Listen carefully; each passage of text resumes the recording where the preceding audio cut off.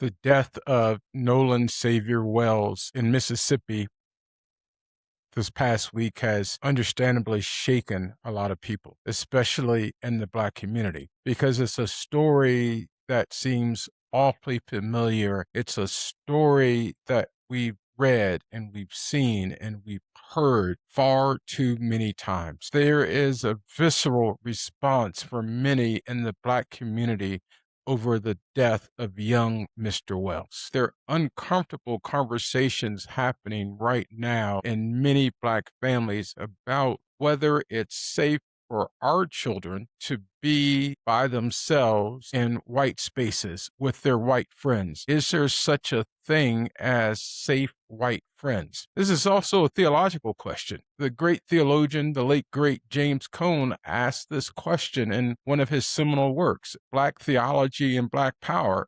Is it safe for Black people to be in white spaces? And in short, James Cone's answer is no. And the reason he says it's not safe for us to be in white spaces is because America has never fully repented for the sin of racism, and that racism still exists in our structures and our systems.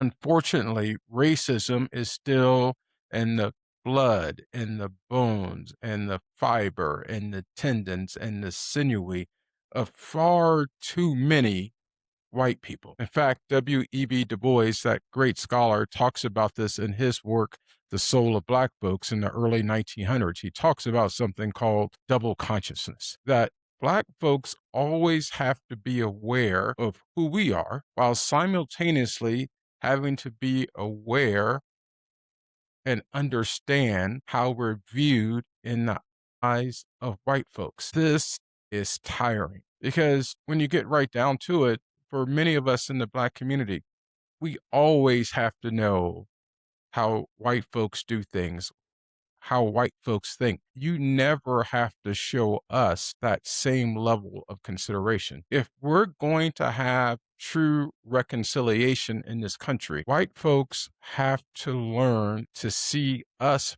Black folks and other folks who are non-white for who we are. You have to truly see us, truly empathize with us, truly seek to have a deeper understanding of how we live and how we show up in the world. Thanks for taking time to watch. Remember to tell the truth, seek justice, and love the people. This is Faithful Witness. Subscribe to Faithful Witness and never miss an episode.